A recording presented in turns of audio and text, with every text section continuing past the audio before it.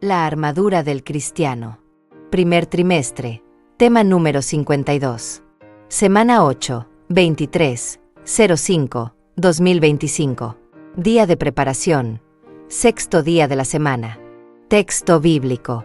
Hebreos 11:7.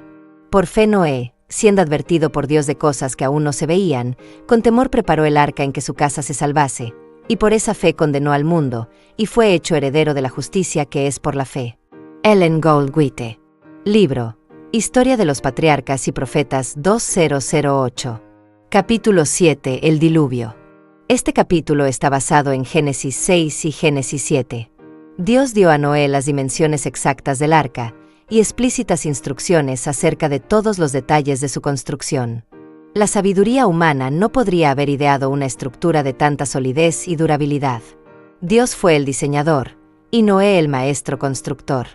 Se construyó como el casco de un barco, para que pudiera flotar en el agua, pero en ciertos aspectos se parecía más a una casa. Tenía 3 pisos, con solo una puerta en un costado. La luz entraba por la parte superior, y las distintas secciones estaban arregladas de tal manera que todas recibían luz. En la construcción del arca se empleó madera de ciprés, que duraría cientos de años. La construcción de esta estructura fue un proceso lento y trabajoso. A pesar de la gran fuerza que poseían los hombres de aquel entonces, debido al gran tamaño de los árboles y la naturaleza de la madera, se necesitaba mucho más tiempo que ahora para prepararla. Se hizo todo lo humanamente posible para que la obra quedara perfecta. Sin embargo, el arca de por sí no hubiera podido soportar la tempestad que vendría sobre la tierra. Únicamente Dios podía guardar a sus siervos de las aguas borrascosas. Por la fe Noé, cuando fue advertido por Dios acerca de cosas que aún no se veían, con temor preparó el arca en que su casa se salvaría, y por esa fe condenó al mundo y fue hecho heredero de la justicia que viene por la fe. Hebreos 11:7. Mientras Noé daba al mundo su mensaje de amonestación, sus obras demostraban su sinceridad. Así se perfeccionó y manifestó su fe. Dio al mundo el ejemplo de creer exactamente lo que Dios dice. Todo lo que poseía lo invirtió en el arca. Cuando empezó a construir aquel inmenso barco en tierra seca, multitudes vinieron de todos los rumbos a ver aquella extraña escena y a oír las palabras serias y fervientes de aquel singular predicador.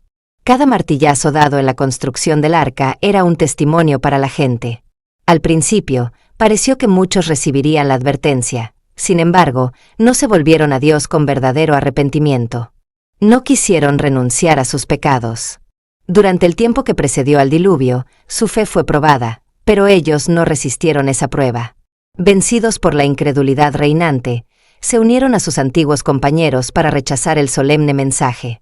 Algunos estaban profundamente convencidos y hubieran atendido la amonestación, pero eran tantos los que se mofaban y los ridiculizaban, que terminaron por participar del mismo espíritu, resistieron a las invitaciones de la misericordia, y pronto se hallaron entre los más atrevidos e insolentes burladores. Pues nadie es tan desenfrenado ni se hunde tanto en el pecado como los que una vez conocieron la luz, pero resistieron al espíritu que convence de pecado.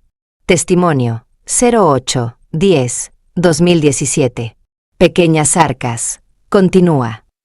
Amados, mientras estábamos en familia haciendo el culto y pidiéndole al Señor por todas estas situaciones que están pasando alrededor del mundo y nosotros lo que estamos viviendo acá en Puerto Rico, mientras meditábamos en todo esto, y estábamos leyendo la matutina Maranata, que es tremenda matutina para este tiempo, porque especifica todo lo que está pasando ahora mismo, de repente, como que ya no estaba más ahí en el culto.